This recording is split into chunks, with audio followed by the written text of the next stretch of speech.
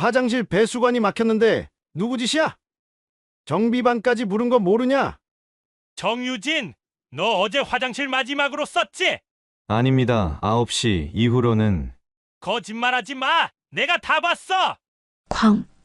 정유진의 뒷머리가 벽에 강하게 부딪히며 피가 흐르고 송기훈 병장은 멈추지 않고 주먹을 날렸습니다. 감히 거짓말을 해? 정유진은 코에서 쏟아지는 피를 손으로 막으며 바닥에 쓰러졌습니다. 잠시 후 핸드폰이 울렸습니다. 소장님, 아드님이 뇌내출혈과 코뼈 골절로 병원에 실려갔습니다. 정화자는 조용히 말했습니다. 지금 당장 헬기 한 대 띄워주십시오. 계급장을 벗고 조용한 삶을 살아가던 그녀에게 한 통의 전화가 모든 것을 무너뜨렸습니다.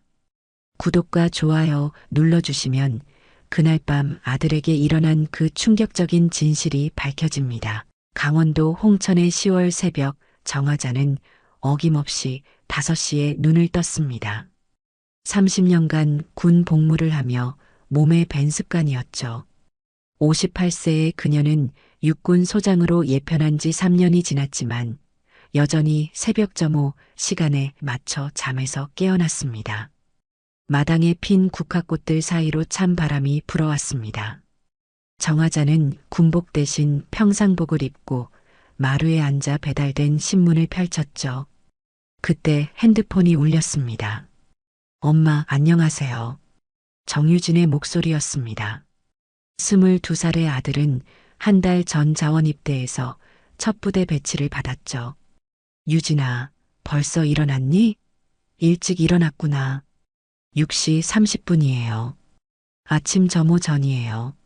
정유진의 목소리에는 묘한 긴장감이 섞여 있었습니다. 정화자는 30년간 부하들의 목소리 톤만 들어도 그들의 심리 상태를 파악할 수 있었죠. 부대 생활은 어때? 힘들지 않니? 괜찮아요. 그런데 엄마는 정말 군무원만 하셨던 거죠? 갑작스러운 질문에 정화자는 잠시 말을 멈췄습니다. 왜 갑자기 그런 걸 물어보니? 아, 그냥요. 선임이 엄마가 뭐 하시는 분인지 물어봐서요. 은행 다니신다고 했는데. 괜찮죠? 정화자는 아들에게 자신이 전투정보부대 출신이라는 사실을 숨기고 있었습니다. 투스타라고 불리는 전설적인 감찰관이었다는 사실을 아들이 알면 부대에서 특별 대우를 받거나 반대로 더 큰 견제를 받을 수 있다고 생각했기 때문이죠. 그래, 엄마는 그냥 평범하게 일했다. 너무 걱정하지 말고 잘 지내라. 네, 알겠습니다. 그럼 나중에 또 연락드릴게요. 통화가 끝난 후 정화자는 신문을 다시 펼쳤습니다. 그때 사회면 한 구석의 작은 기사가 눈에 들어왔죠. 육군 모 부대 신병 가혹행위, 뇌내출혈로 병원 이송. 기사를 읽는 순간 정화자의 손이 떨렸습니다. 기사에 적힌 부대명이 바로 정유진이 복무하고 있는 곳이었거든요. 21보병사단 3대대. 정화자는 기사를 다시 천천히 읽었습니다. 신병이 선임병의 폭행으로 뇌내출혈과 안면, 골절상을 입고 응급실로 이송되었다는 내용이었죠. 피해자의 이름은 공개되지 않았지만 정화자의 가슴은 이미 불안감으로 가득 찼습니다. 그녀는 30년간 군 감찰 업무를 담당하면서 수많은 가혹행위 사건들을 처리했습니다. 특히 전투정보부대에서 투스타라는 별명으로 불리며 부패한 지휘관들과 가해자들을 가차없이 처벌했죠. 그래서 이런 기사가 나왔을 때 부대 내부의 심각성을 누구보다 잘 알고 있었습니다. 핸드폰이 다시 울렸습니다. 화면에는 육군본부라는 발신자 표시가 떠 있었죠. 정화자입니다. 소장님, 21사단 감찰실 김소령입니다. 급히 연락드린 이유가 있습니다. 정화자의 등에 식은땀이 흘렀습니다. 무슨 일인가요? 소장님, 아드님 정유진 하사님 건입니다. 어젯밤 부대에서 사고가 있었습니다. 정화자는 신문을 꽉 쥐었습니다. 국화꽃 향기가 갑자기 비릿한 냄새로 바뀐 것 같았죠. 아들이 다쳤습니까? 네, 현재 국군수도병원 응급실에 있습니다. 뇌내출혈과 코뼈 골절로 진단받았습니다. 정화자의 손에서 신문이 떨어졌습니다. 가해자는 누구입니까? 송기훈 병장입니다. 하지만 소장님, 이 사건이 단순한 가혹행위가 아닐 수 있습니다. 무슨 뜻입니까? CCTV 파일이 삭제되어 있고 당직 일지도 조작된 흔적이 있습니다. 그리고 김소령은 잠시 망설이더니 말을 이었습니다. 정유진 하사님이 디지털 시계에 자동 녹음 기능을 켜두었는데 거기에 가해자의 음성이 녹음되어 있습니다. 엄마가 누군 줄 알고 까불어. 제 엄마 은행 다닌데 그냥 조용히 굴려라는 내용입니다. 정화자는 주먹을 쥐었습니다. 30년간 감춰온 정체성이 아들을 지키지 못했다는 자책감과 함께 가해자들에 대한 분노가 치솟았죠. 지금 당장 헬기 한 대 띄울 수 있습니까? 소장님? 김소령, 나는 아직 군인입니다. 예편했지만 예비역 소장이죠. 그리고 정화자는 잠시 침묵했다가 차가운 목소리로 말했습니다. 내가 누군지 잊었나 봅니다.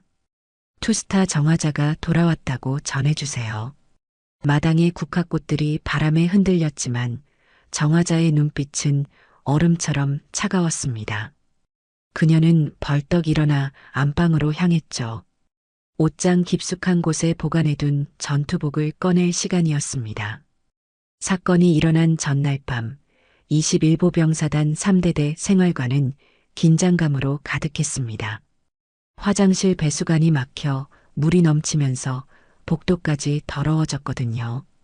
당직사관이 전체 집합을 명령했고 밤 10시가 넘은 시간에 모든 병사들이 복도에 도열해 있었습니다. 화장실 배수관 막혔는데 누가 짓이야? 솔직히 말해. 정비반까지 부른 거 모르냐? 소대장 박중희의 목소리가 복도에 울렸습니다.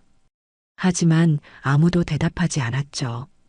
이런 상황에서는 누구든 범인으로 지목될 수 있다는 걸 모든 병사들이 알고 있었거든요. 정유진은 맨 끝자리에서 서 있었습니다. 입대한 지 한 달밖에 안 된 막내였죠. 그의 옆에는 송기훈 병장이 서 있었습니다. 키 180cm가 넘는 건장한 체격의 송기훈은 부대 내에서도 악명이 높았어요. 야, 정유진. 송기훈이 작은 목소리로 정유진을 불렀습니다. 네, 병장님. 내가 어젯밤에 화장실 마지막으로 썼지? 아, 아닙니다. 저는 9시쯤 썼는데. 거짓말하지 마. 내가 다 봤어. 송기훈의 목소리에는 위협적인 톤이 섞여 있었습니다. 정유진은 당황했지만 사실대로 말했죠. 정말 아닙니다. 9시 이후로는 사용하지 않았습니다. 그때 소대장 박중희가 다가왔습니다. 무슨 일이야? 소대장님, 정유진이 어젯밤에 화장실을 마지막으로 사용했는데 거짓말을 하고 있습니다. 송기훈의 거짓말에 정유진은 얼굴이 창백해졌습니다. 정유진, 솔직히 말해봐. 소대장님, 저는 정말 시끄러워. 송기훈이 갑자기 소리를 지르면서 정유진의 멱살을 잡았습니다. 그리고는 있는 힘껏 벽으로 밀어붙였죠. 으악! 정유진의 뒷머리가 콘크리트 벽에 강하게 부딪혔습니다. 순간 눈앞이 하얗게 변하면서 피가 흘러내렸어요. 정유진은 비틀거리며 벽에 기대섰지만 송기훈은 멈추지 않았습니다. 거짓말하는 새끼가. 송기훈은 정유진의 얼굴을 향해 주먹을 날렸습니다. 정유진의 코뼈가 부러지는 소리가 복도에 울렸죠. 정유진은 코에서 쏟아지는 피를 손으로 막으며 바닥에 쓰러졌습니다. 다른 병사들은 모두 고개를 숙이고 있었어요. 아무도 말리지 않았죠. 병장님, 그만하시죠. 한 병사가 작은 목소리로 말했지만 송기호는 듣지 않았습니다. 이 새끼가 감히 거짓말을 해? 송기호는 쓰러진 정유진을 발로 찼습니다. 정유진은 배를 움켜쥐고 신음을 내뱉었죠. 그때 소대장 박중희가 조용히 말했습니다. 됐어, 그만해. 하지만 박중희의 목소리에는 제지하려는 의지가 느껴지지 않았습니다. 오히려 형식적인 말일 뿐이었죠. 송기호는 마지막으로 정유진을 내려다보며 말했습니다. 다음부터는 솔직하게 말해. 알았지? 정유진은 고개를 끄덕일 수밖에 없었습니다. 피가 섞인 침을 뱉으며 간신히 대답했죠. 네, 죄송합니다. 집합이 끝난 후 다른 병사들은 모두 자리를 떴습니다. 정유진은 혼자 화장실로 기어가서 거울을 봤어요. 얼굴은 피범벅이 되어 있었고 코는 완전히 망가져 있었습니다. 어떻게 이런 일이? 정유진은 찬물로 얼굴을 씻으려 했지만 손이 너무 떨렸습니다. 머리는 계속 어지러웠고 속에서는 메스꺼움이 올라왔죠. 그때 화장실 문이 열렸습니다. 송기훈이 들어왔어요. 야, 정유진. 네, 병장님. 정유진은 겁에 질린 목소리로 대답했습니다. 내 엄마가 뭐 하는 사람이야? 은행에 다닙니다. 은행? 그냥 평범한 직장인이네. 그럼 별거 아니겠구나. 송기훈은 비웃듯 말했습니다. 엄마가 누군 줄 알고 까불어. 제 엄마 은행 다닌데 그냥 조용히 굴려. 송기훈은 이렇게 중얼거리며 화장실을 나갔습니다. 하지만 정유진이 모르는 사실이 하나 있었어요. 그의 디지털 시계에는 자동 녹음 기능이 켜져 있었다는 것이었죠. 정유진은 화장실 구석에 웅크리고 앉아 눈물을 참았습니다. 코에서 나오는 피를 휴지로 막으면서 속으로 생각했어요. 여기가 사람을 만드는 곳이라고 했는데 나는 왜 이렇게 망가지고 있을까? 밤이 깊어졌지만 정유진은 잠들 수 없었습니다. 머리가 너무 아팠고 계속 토할 것 같았거든요. 하지만 아무에게도 말할 수 없었습니다. 엄마에게 알리면 걱정만 끼칠 것 같았고 부대에서는 더 큰 보복이 있을 것 같았죠. 새벽 5시 기상 나팔이 울렸습니다. 정유진은 비틀거리며 일어나 세면장으로 향했어요. 거울 속 자신의 모습은 처참했습니다. 하지만 그는 다른 병사들처럼 평범한 표정을 지으려고 노력했죠. 그날 오후 정유진은 갑자기 쓰러졌습니다. 의무대로 이송되었고 군의관은 즉시 종합병원 이송을 지시했어요. 뇌내출혈 소견이 보입니다. 지금 당장 큰 병원으로 가야 합니다. 국군 수도병원에서 걸려온 전화였습니다. 정하자는 핸드폰을 받는 순간 온몸이 경직되었어요. 정유진 하사님의 보호자이신가요? 네, 어머니입니다. 응급실 담당의 이대위입니다. 정유진 하사님이 뇌내출혈과 코뼈 골절로 응급실에 이송되었습니다. 지금 당장 오셔야 할 것 같습니다. 정하자는 전화기를 쥔 손이 떨렸습니다. 30년간 군 복무를 하면서 수많은 위기 상황을 겪었지만 자신의 아들이 당사자가 되니 완전히 다른 감정이었죠. 의식은 있습니까? 의식은 회복했지만 상태가 심각합니다. CT 촬영 결과 뇌내 출혈량이 상당하고 코뼈는 완전히 부러진 상태입니다. 어떤 상황에서 다치신 건지 여쭤봐도 될까요? 정하자는 이를 악물었습니다. 이미 김소령으로부터 대략적인 상황을 들었지만 의료진의 입에서 직접 듣는 아들의 상태는 훨씬 충격적이었어요. 부대 내 사고라고 들었습니다. 지금 당장 갑니다. 전화를 끄는 정하자는 안방으로 향했습니다. 옷장 깊숙한 곳에서 오랫동안 보관해둔 상자를 꺼냈어요. 그 안에는 깔끔하게 정리된 전투복과 계급장들이 들어 있었습니다. 육군 소장 계급장을 손에 든 정하자는 잠시 망설였습니다. 3년 전 예편식에서 이 계급장을 마지막으로 떼어낸 후 다시는 달지 않겠다고 다짐했었거든요. 평범한 어머니로 살고 싶었죠. 하지만 지금은 달랐습니다. 자신의 아들이 부대에서 폭행을 당해 생사의 기로에 서 있는 상황이었어요.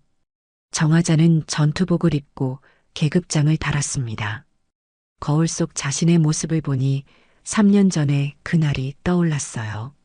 전투정보부대에서 30년간 부정부패와 비리를 척결해온 투스타 정화자가 다시 돌아온 것이었습니다. 핸드폰을 들고 번호를 돌렸습니다. 한대령 나야. 정화자 소장님? 오랜만입니다. 무슨 일이시죠? 한대령은 정화자의 부하였던 헬기 조종사였습니다. 현재 수도 헬기단에서 근무하고 있었죠. 헬기 한 대 띄울 수 있어? 갑자기요? 무슨 일이신지. 한대령. 정화자의 목소리가 차갑게 변했습니다. 나 민간인 아냐. 아직 군인이야. 예비역 소장이지만 여전히 군인이라고. 한대령은 정화자의 목소리 톤을 듣고 상황의 심각성을 느꼈습니다. 어디로 가시겠습니까?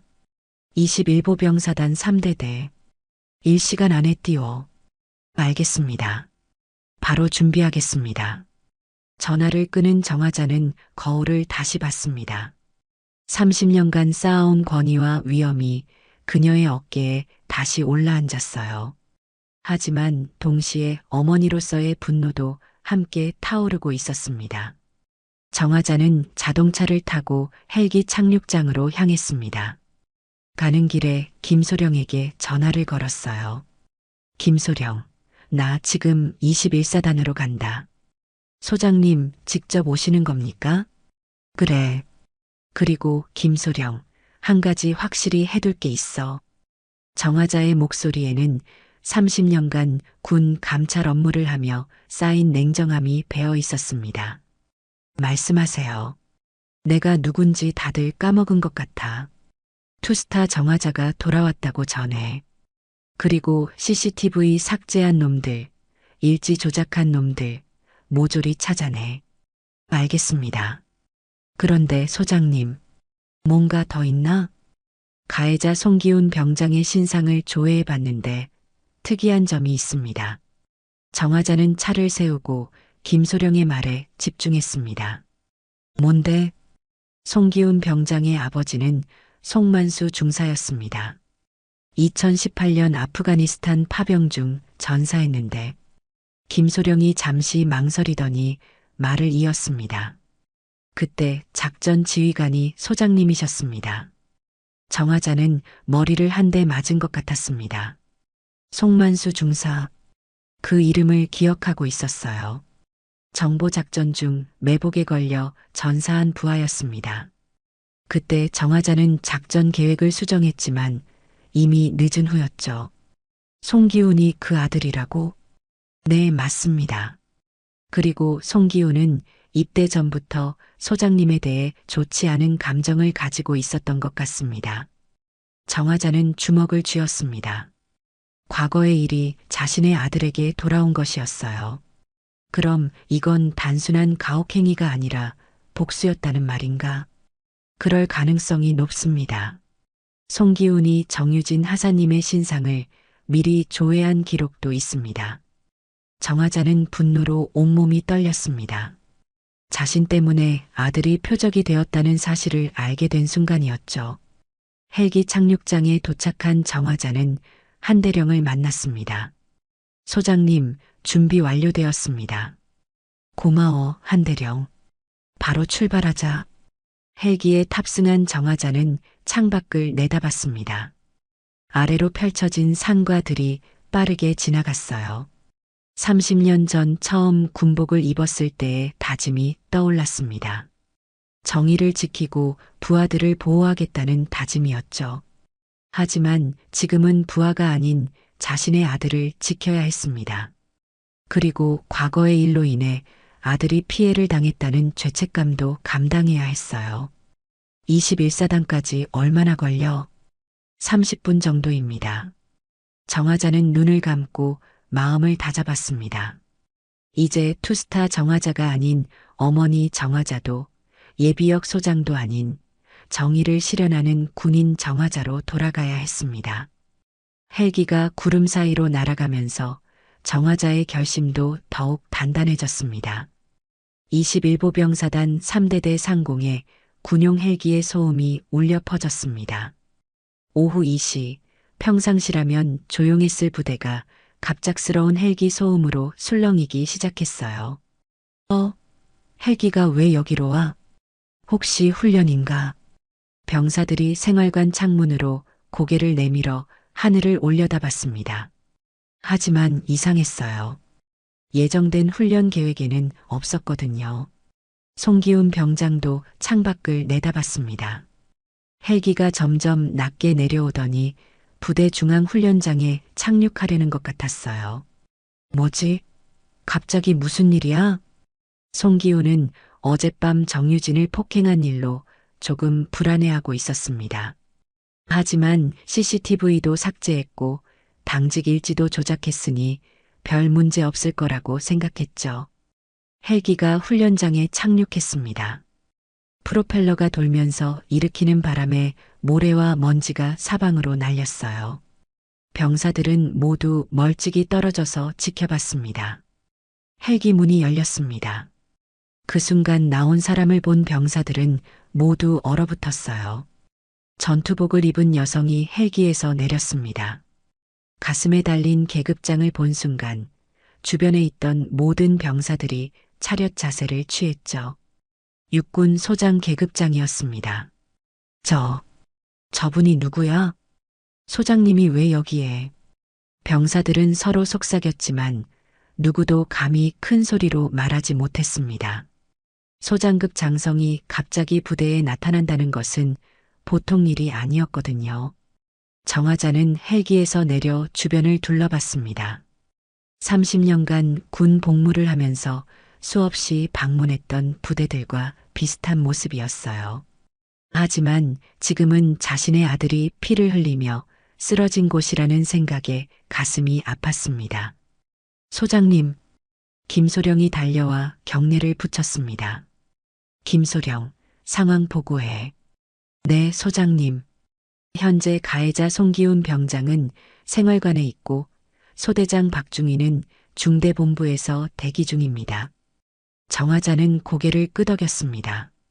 그때 멀리서 대대장이 급하게 뛰어오는 것이 보였어요. 소장님, 갑작스럽게 방문해 주셔서. 김대령이 숨을 헐떡이며 경례를 붙였습니다. 하지만 정화자의 표정은 차가웠어요. 김대령, 부대 관리를 이렇게 하는 거야? 죄송합니다. 하지만 이미 조치를 취하고 있습니다. 조치? 어떤 조치 말인가? 정화자의 목소리에는 30년간 쌓인 권위가 묻어났습니다. 김대령은 당황했죠. 가해자를 격리하고 피해자는 병원으로 이송했습니다. 그게 다야? 정화자는 김대령을 똑바로 쳐다봤습니다. CCTV는 왜 삭제되었고 당직 일지는 왜 조작되었지? 김대령의 얼굴이 창백해졌습니다. 이미 정화자가 모든 상황을 파악하고 있다는 것을 깨달은 순간이었어요. 그것은 김대령. 정화자의 목소리가 더욱 차갑게 변했습니다. 나를 누구라고 생각하는 거야? 30년간 군 감찰 업무를 한 투스타 정화자를 상대로 거짓말을 하려고? 주변에 있던 병사들이 웅성거렸습니다. 투스타라는 말을 들은 순간 모든 것이 달라졌어요. 투스타는 군 내에서 전설적인 감찰관을 뜻하는 별명이었거든요. 투스타라고? 설마 그 유명한 정유진 하사님의 어머니가 투스타였다고? 병사들 사이에서 수군거리는 소리가 들렸습니다. 송기훈 병장도 이 소리를 듣고 있었어요. 갑자기 다리에 힘이 빠졌습니다. 정화자는 김소령에게 말했습니다. 증거자료 모두 가져와. 네, 소장님. 김소령이 서류 뭉치를 가져왔습니다. 그 안에는 정유진의 디지털 시계에서 추출한 음성 파일도 있었어요. 정화자는 음성 파일을 재생했습니다. 송기훈의 목소리가 선명하게 들렸죠. 엄마가 누군 줄 알고 까불어. 제 엄마 은행 다닌데 그냥 조용히 굴려. 음성이 재생되자 주변이 조용해졌습니다. 모든 병사들이 충격을 받았어요. 계획적인 가혹행위였다는 것이 명확해진 순간이었습니다. 김대령, 이게 단순한 사고라고 생각해? 김대령은 아무 말도 할 수 없었습니다. 정화자는 생활관으로 향했습니다. 병사들은 모두 길을 비켜줬어요.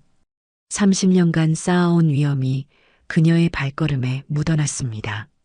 생활관 문을 열고 들어간 정화자는 송기훈을 찾았습니다. 송기훈은 침대에 앉아 있었는데 정화자를 보자 얼굴이 하얗게 질렸어요. 송기훈 병장. 네. 송기훈이 벌떡 일어나 차렷 자세를 취했습니다. 내 아버지가 송만수 중사지? 송기훈의 눈이 흔들렸습니다. 정화자가 자신의 정체를 알고 있다는 것을 깨달은 순간이었어요. 네, 맞습니다. 그래서 내 아들을 폭행한 거야? 정화자의 목소리는 조용했지만 그 안에는 엄청난 분노가 담겨 있었습니다. 소장님, 저는 송병장. 정화자가 한 걸음 더 가까이 다가갔습니다. 내 아버지는 훌륭한 군인이었어. 나라를 위해 목숨을 바친 영웅이었지. 하지만 너는 뭐야? 아버지의 명예에 먹칠을 하는 가해자가 되었구나. 송기훈은 고개를 숙였습니다. 눈에서 눈물이 떨어졌어요. 내 아버지가 이 모습을 보면 뭐라고 하겠어? 정화자의 말에 송기훈은 더 이상 견딜 수 없었습니다. 무릎을 꿇고 바닥에 엎드렸어요. 죄송합니다. 정말 죄송합니다. 정화자는 송기훈을 내려다봤습니다. 분노와 동시에 안타까움도 느꼈어요. 과거의 일이 이렇게 돌고 돌아 두 가족 모두에게 상처를 준 것이었습니다. 송병장, 이제 너는 군인이 아니야. 가해자일 뿐이지. 주변에 모인 병사들은 모두 숨을 죽이고 지켜봤습니다. 투스타 정화자의 위험을 직접 목격하는 순간이었어요. 정화자가 송기훈을 조사하고 있을 때 중대본부에서는 긴급회의가 열리고 있었습니다. 김대령과 박중대장 그리고 몇몇 간부들이 모여 대책을 논의하고 있었어요. 이 일이 공론화되면 우리 부대 전체가 난리가 날 거야. 박중대장이 불안한 목소리로 말했습니다. 그냥 조용히 덮고 넘어갈 수는 없을까요? 한 소대장이 조심스럽게 제안했지만 김대령은 고개를 저었습니다. 상대가 투스타 정화자야. 군내에서 부정부패 척결로 유명한 사람이지. 쉽게 넘어갈 뿐이 아니야. 그때 정화자가 중대본부로 들어왔습니다. 모든 간부들이 일어나 경례를 붙였죠. 소장님 들어오시죠. 김대령이 의자를 권했지만 정화자는 서 있었습니다. 김대령, 사건 처리 어떻게 할 생각이야? 그게, 소장님, 이 일이 너무 크게 번지면 피해자인 정유진 하사님한테도 좋지 않을 것 같습니다. 김대령의 말에 정화자는 미간을 찌푸렸습니다. 무슨 뜻인가? 공론화되면 정유진 하사님의 군 생활이 어려워질 수 있습니다. 다른 부대로 전속되더라도 소문이 따라다닐 테니까요. 박중대장이 거들었습니다. 맞습니다. 조용히 처리하는 게 모두에게 좋을 것 같습니다. 가해자는 적당히 처벌하고 피해자는 다른 부대로 전속시키면 조용히 덮으시죠? 정화자의 목소리가 차갑게 울렸습니다. 간부들은 모두 긴장했어요. 아닙니다. 그런 뜻이 아니라. 김대령, 정화자가 한 걸음 앞으로 나섰습니다. 30년간 이런 말을 얼마나 많이 들었는지 알아? 조용히 덮어달라, 큰일 만들지 말자, 서로 상처만 커진다. 이런 말들 말이야. 간부들은 아무 말도 할 수 없었습니다. 내 아들이 사람이길 바랐지. 꼭 군인이길 바란 적은 없어. 정화자의 말에 모든 간부들이 충격을 받았습니다. 군인 가족에서 나올 수 없는 말이었거든요. 소장님, 내 아들이 여기서 계속 복무하든 전역하든 상관없어. 하지만 가해자들이 제대로 처벌받지 않으면 또 다른 피해자가 생길 거야. 그때 김소령이 급히 들어왔습니다. 소장님, 긴급 상황입니다. 무슨 일인가? 부대 내에서 제보가 쏟아지고 있습니다. 송기훈 병장의 가혹행위가 정유진 하사님만이 아니었다는 증언들이 나오고 있어요. 정화자는 김소령을 따라 밖으로 나갔습니다. 부대 곳곳에서 병사들이 모여서 이야기하고 있었어요. 진짜 투스타래? 정유진이 투스타 아들이었다고? 그럼 송기훈은 이제 끝난 거 아냐? 병사들 사이에서 정화자의 정체가 알려지면서 분위기가 완전히 바뀌었습니다. 그동안 숨겨져 있던 이야기들이 터져나오기 시작했어요. 한 병사가 김소령에게 다가왔습니다. 소령님, 저도 송기훈 병장한테 맞은 적 있습니다. 언제? 지난달에 내무반 청소 때문에 뺨을 맞았어요. 하지만 신고하면 더 맞을까봐 참았습니다. 다른 병사도 나섰습니다. 저는 돈을 빼앗겼습니다. 부모님이 보내주신 용돈을 억지로 빌려달라고 해서 저는 밤에 얼차려를 받았어요. 이유도 없이 제보가 줄을 이었습니다. 송기훈의 가혹행위는 정유진만이 아니라 여러 후임병들에게 지속적으로 이뤄지고 있었던 것이었어요. 정화자는 이 모든 상황을 지켜봤습니다. 30년간 군 감찰 업무를 하면서 이런 패턴을 수없이 봤었죠. 한 명의 가해자가 드러나면 여러 피해자들이 용기를 내서 나오는 것이었습니다. 김소령, 모든 제보를 정리해. 네, 소장님. 그리고 지휘부의 책임도 조사해. 이런 일이 계속되었는데 왜 막지 못했는지 말이야. 그때 멀리서 박중희가 다가왔습니다. 소대장으로서 책임을 져야 하는 상황이었어요. 소장님, 죄송합니다. 박중희가 경례를 붙였습니다. 박중희, 어젯밤에 왜 말리지 않았어? 그게 송기훈 병장이 워낙 기세가 세서. 기세가 세다고? 정화자의 목소리가 높아졌습니다. 중위 계급장이 무겁지 않나? 부하가 후임을 폭행하는데 기세가 세서 못 말렸다고? 박중희는 고개를 숙였습니다. 변명의 여지가 없습니다. 변명이 문제가 아니야.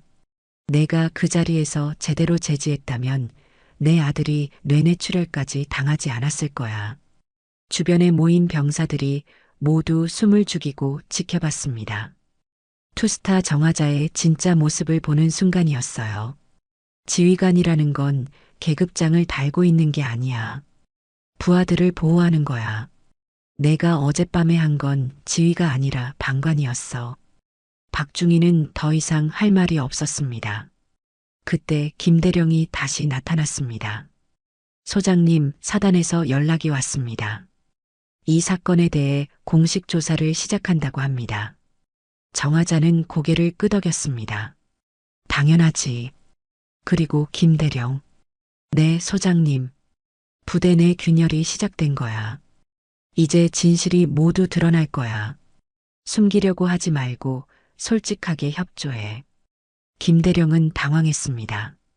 정화자의 말은 이미 모든 것이 끝났다는 의미였거든요.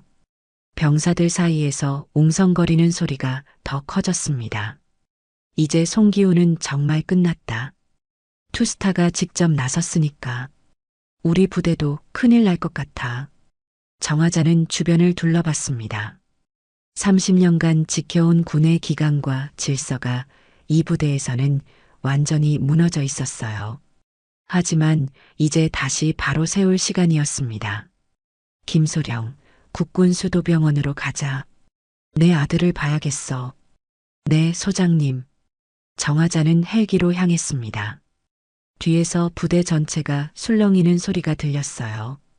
투스타 정화자의 등장으로 모든 것이 바뀌기 시작한 것이었습니다. 국군수도병원 병실은 조용했습니다. 정유진은 침대에 누워 있었는데 코에는 부목이 차 있고 머리에는 붕대가 감겨 있었어요.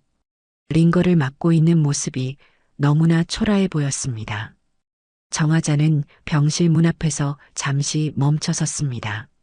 30년간 수많은 현장을 다녔지만 자신의 아들이 누워있는 모습을 보는 것은 완전히 다른 충격이었어요. 유진아. 정화자가 조심스럽게 병실로 들어갔습니다. 정유진은 어머니의 목소리를 듣고 고개를 돌렸어요. 엄마, 왜 여기까지 오셨어요?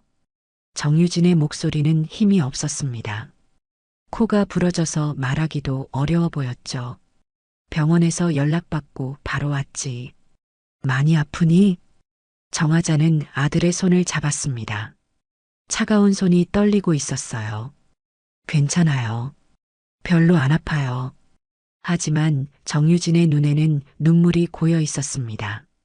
정화자는 아들의 표정에서 신체적 고통보다 더 큰 상처를 읽을 수 있었어요. 유진아, 엄마한테 솔직하게 말해봐. 어떻게 된 일이야? 정유진은 잠시 망설였습니다. 그리고는 눈물을 참으며 말하기 시작했어요. 엄마, 저 군대에서 버틸 수 없을 것 같아요. 왜? 무슨 일이 있었니? 송기훈 병장이 매일 저를 괴롭혔어요. 처음에는 사소한 일로 화를 내시더니 나중에는 이유 없이 때리고. 정유진의 목소리가 떨렸습니다. 그런데 어젯밤에는 벽에 머리를 박으면서 엄마가 누군 줄 알고 까불어 라고 하더라고요. 정화자의 가슴이 찢어지는 것 같았습니다. 그럼 처음부터 계획적이었다는 말이니? 그런 것 같아요. 제가 뭘 잘못했는지도 모르겠어요. 그냥 존재 자체가 싫다는 식이었어요. 정유진은 눈물을 닦으며 계속 말했습니다. 엄마한테 말하면 군대도 못 버틴다고 생각할까봐 참았어요. 다른 사람들은 다 잘 버티는데 저만 못 버티는 것 같아서. 정화자는 아들의 손을 더 꽉 잡았습니다. 30년간 남을 감찰하며 살면서 정작 자신의 아들이 고통받고 있는 줄은 몰랐다는 자책감이 밀려왔어요. 유진아, 미안하다. 엄마가 왜 미안해요? 난 평생 남을 감찰하며 살았지. 내 아들은 못 봤구나. 정화자의 눈에서도 눈물이 떨어졌습니다.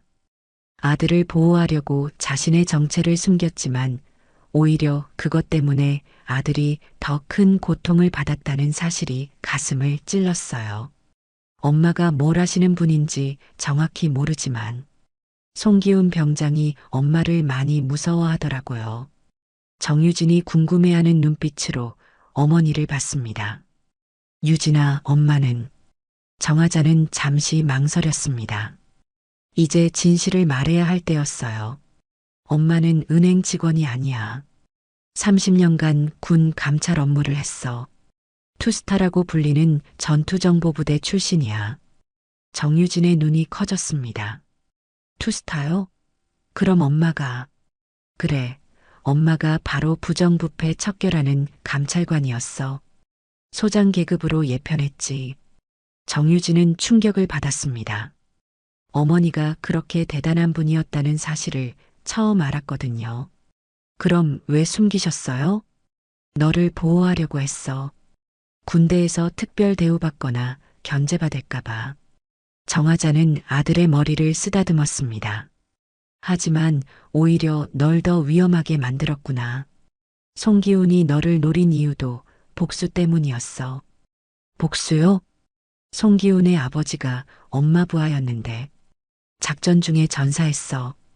그때 작전 지휘관이 엄마였고 정유진은 모든 퍼즐이 맞춰지는 것을 느꼈습니다. 그럼 저는 송기훈 병장한테는 복수의 대상이었던 거네요. 그래. 엄마가 미안해. 내 과거 때문에 내가 고생했어. 정유진은 어머니의 손을 잡았습니다. 엄마, 괜찮아요. 이제 이해했어요. 그때 정유진이 갑자기 진지한 표정을 지었습니다. 엄마, 저 이제 어떻게 해야 해요? 군대 계속 다닐 수 있을까요?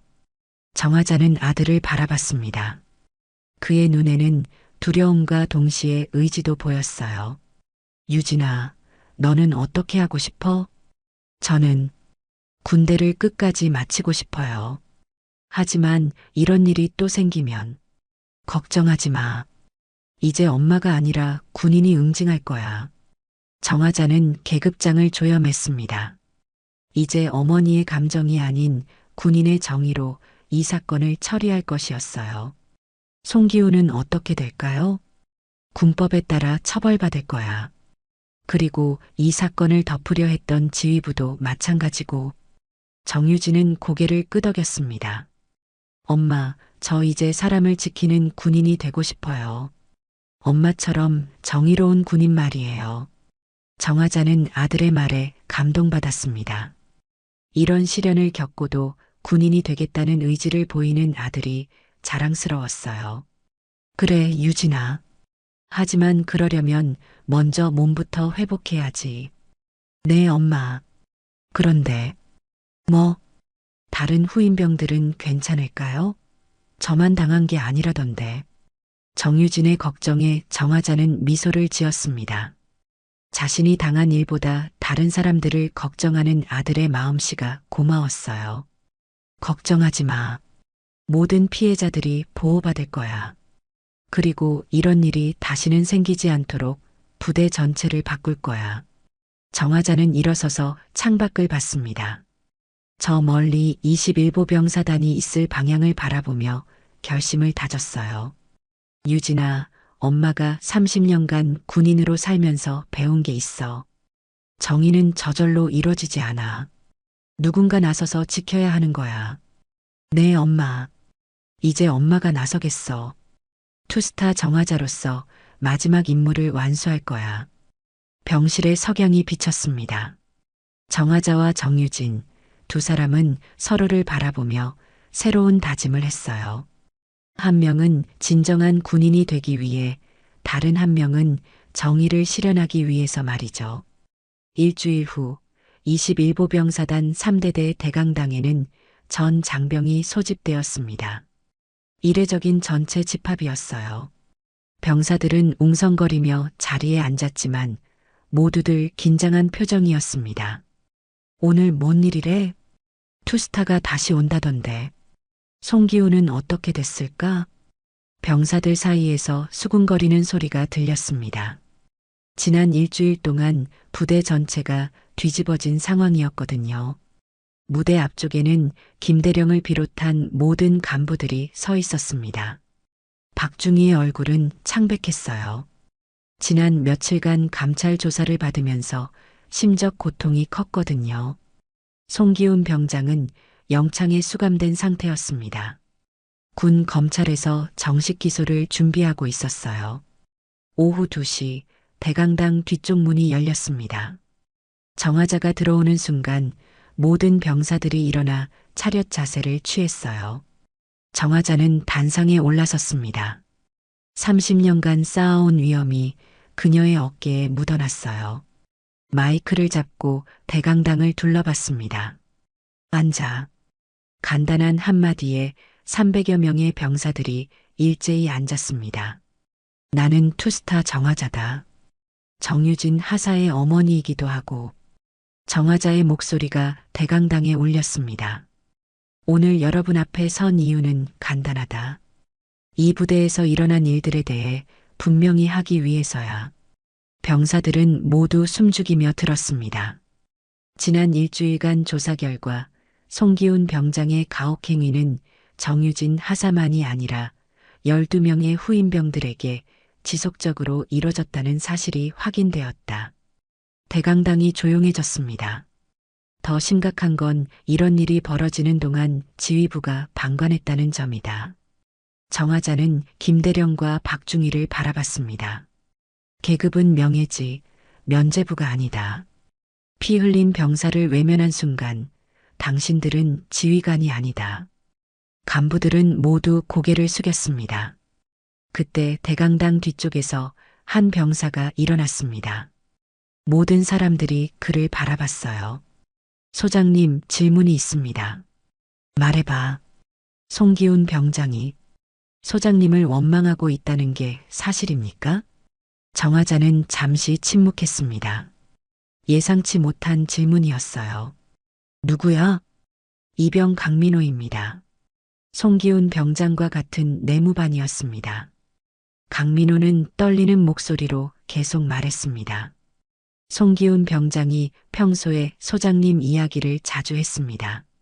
아버지가 소장님 때문에 죽었다고. 대강당이 술렁였습니다. 병사들은 처음 듣는 이야기였거든요. 정화자는 마이크에서 손을 떼고 잠시 생각했습니다. 그리고는 다시 마이크를 잡았어요. 맞다. 송기훈의 아버지 송만수 중사는 내 부하였다. 2018년 아프가니스탄 파병 중 작전 실행 과정에서 전사했지. 병사들이 웅성거렸습니다. 그날 작전 지휘관은 나였다. 정보가 잘못되어 매복에 걸렸고 송만수 중사가 후배들을 구하다가 전사했어. 정화자의 목소리에 감정이 섞였습니다. 송기훈이 나를 원망하는 건 당연하다. 나도 그 일로 평생 괴로워했으니까. 강민호가 다시 일어났습니다. 그럼 송기훈 병장의 마음을 이해하시는 건가요? 이해한다. 정화자의 대답에 모든 사람들이 놀랐습니다. 하지만 이해하는 것과 용서하는 건 다른 문제야. 정화자는 강민호를 똑바로 봤습니다. 송기훈이 아버지를 잃은 아픔은 충분히 이해해. 하지만 그 아픔을 무고한 후임병들에게 풀어서는 안 되는 거야. 강민호는 고개를 끄덕였습니다. 송기훈의 아버지 송만수 중사는 훌륭한 군인이었어. 동료를 구하기 위해 목숨을 바친 영웅이었지. 하지만 송기훈은 그 반대의 길을 걸었다. 정화자는 잠시 멈췄다가 계속 말했습니다. 내가 그날 작전을 바꿨더라면 송만수 중사가 죽지 않았을 수도 있어. 그리고 송기훈도 이렇게 되지 않았을 거야. 대강당이 조용해졌습니다. 정화자의 고백에 모든 사람들이 충격을 받았어요. 하지만 과거는 바꿀 수 없어. 내가 할 수 있는 건 같은 일이 반복되지 않도록 하는 것뿐이야. 그때 김대령이 앞으로 나왔습니다. 소장님, 죄송합니다. 김대령, 이 모든 일의 책임은 제게 있습니다. 부대 관리를 제대로 하지 못했습니다. 김대령이 허리를 깊게 숙였습니다. 박중희와 다른 간부들도 따라서 고개를 숙였어요. 정화자는 그들을 바라봤습니다. 책임을 지는 것도 중요하지만 더 중요한 건 앞으로 어떻게 할 것인가야. 정화자는 다시 병사들을 향해 말했습니다. 오늘부터 이 부대는 완전히 바뀔 거야. 가혹행위를 저지르는 자는 엄벌에 처하고 이를 방관하는 지휘관도 마찬가지야. 병사들이 박수를 쳤습니다. 그리고 송기훈 병장은 군법에 따라 처벌받을 거야.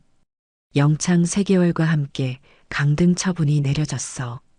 박중희는 소대장에서 해임되고 김대령도 대대장에서 물러나게 돼. 간부들의 얼굴이 어두워졌지만 아무도 이의를 제기하지 않았습니다. 마지막으로 한 가지 더 전하고 싶은 말이 있어. 정화자는 목소리를 높였습니다.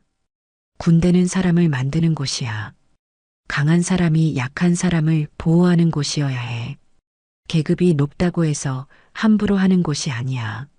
앞으로 이 부대에서는 정의가 살아 숨쉴 거야. 그리고 송만수 중사 같은 영웅들의 희생이 헛되지 않도록 할 거야. 정화자는 마이크를 내려놓고 단상에서 내려왔습니다. 병사들은 모두 일어나 박수를 쳤어요. 대강당을 나서면서 정화자는 깊은 한숨을 쉬었습니다. 30년간 해온 마지막 임무가 끝나간다는 생각이 들었어요. 한 달 후 강원도 홍천의 정화자 집 마당에는 국화꽃이 만개해 있었습니다. 10월 말의 선선한 바람이 꽃잎들을 살랑거리게 했어요. 그때 멀리서 군용 트럭 소리가 들렸습니다. 정화자는 고개를 들어 대문 쪽을 바라봤어요. 트럭이 멈추더니 한 명의 병사가 내렸습니다. 정유진이었습니다. 엄마. 정유진이 활짝 웃으며 다가왔습니다. 코에 있던 부목도 제거되었고 얼굴의 상처도 완전히 나아 있었어요. 무엇보다 표정이 완전히 달라져 있었습니다. 한 달 전에 겁에 질린 모습은 온데간데 없었죠. 유진아, 휴가 나왔구나? 네, 일주일 휴가 받았어요. 정유진은 어머니 옆에 앉았습니다. 당당하고 자신감 있는 모습이었어요. 부대 생활은 어떠니? 완전히 달라졌어요. 새로 오신 소대장님도 좋으시고 이제 모든 게 달라졌거든요. 정유진의 목소리에는 활력이 넘쳤습니다. 엄마, 저 결정한 게 있어요.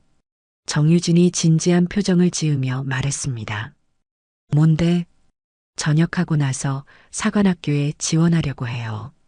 정화자는 깜짝 놀랐습니다. 사관학교라고? 네, 저 이제 사람을 지키는 군인이 되고 싶어요. 엄마처럼 정의로운 군인 말이에요. 정화자는 아들을 바라봤습니다. 그런 큰 시련을 겪고도 군인이 되겠다는 의지를 보이는 모습이 자랑스러웠어요. 힘든 길인데 괜찮겠니? 네, 이번 일을 겪으면서 깨달았어요. 군대가 나쁜 곳이 아니라 나쁜 사람들이 있었던 곳이라는 걸요. 정유진은 국화꽃을 바라보며 계속 말했습니다. 그리고 엄마가 30년간 해오신 일이 얼마나 중요한지도 알았어요. 누군가는 약한 사람들을 지켜줘야 하잖아요.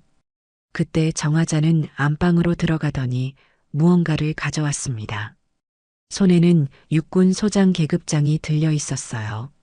유진아, 이거 받아. 엄마의 계급장이요? 그래. 엄마는 이제 이 계급장이 필요 없어. 내가 진짜 군인이 되는 날까지 간직하고 있어. 정유진은 계급장을 받아들었습니다. 생각보다 훨씬 무거웠어요. 엄마, 그런데 송기훈 병장은 어떻게 됐어요? 전역했어. 그리고 엄마가 마지막에 찾아갔었어. 찾아가셨다고요? 정화자는 국화꽃을 바라보며 말했습니다. 송기훈에게 미안하다고 했어. 내 아버지를 지키지 못해서 미안하다고. 정유진은 놀란 표정을 지었습니다. 송기훈이 뭐라고 했어요? 울더라. 그리고 자기도 미안하다고 했어.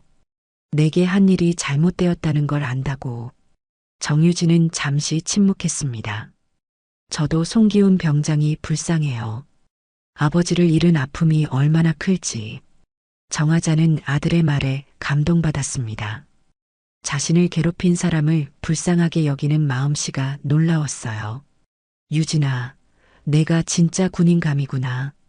엄마가 가르쳐 주셨잖아요. 미워하는 것보다 이해하는 게 더 어른이라고. 해가 저물어가고 있었습니다. 국화꽃들이 노을빛에 물들어 더욱 아름다워 보였어요. 저 멀리서 군용 트럭이 다시 나타났습니다. 정유진을 데리러 온 것이었어요. 벌써 가야 해요. 내일까지 복귀해야 거든요. 정화자는 계급장을 국화꽃 옆에 내려놓았습니다. 30년간 달고 다녔던 계급장이었지만 이제는 아들에게 물려줄 시간이었어요. 유진아, 내 엄마. 이제 내 계급이 아니라 내 정의로 살아. 정유진은 계급장을 주머니에 넣으며 고개를 끄덕였습니다. 네, 엄마. 엄마처럼 사람을 지키는 군인이 될게요. 정유진이 트럭에 올라타며 손을 흔들었습니다. 정화자도 손을 흔들며 아들을 배웅했어요. 조심히 가거라, 우리 아들. 트럭이 출발하면서 배기가스 연기가 피어올랐습니다. 정유진의 모습이 점점 작아져 갔어요. 트럭이 완전히 멀어지자 정화자는 국화꽃 옆에 놓인 계급장을 바라봤습니다. 30년간의 군인 생활이 이렇게 마무리되었지만 아들을 통해 새로운 희망을 보았어요. 정화자는 마루에 앉아 석양을 바라봤습니다. 이제 정말로 모든 것이 끝났다는 생각이 들었지만 동시에 새로운 시작이기도 했습니다. 바람이 불어와 국화꽃들이 흔들렸습니다.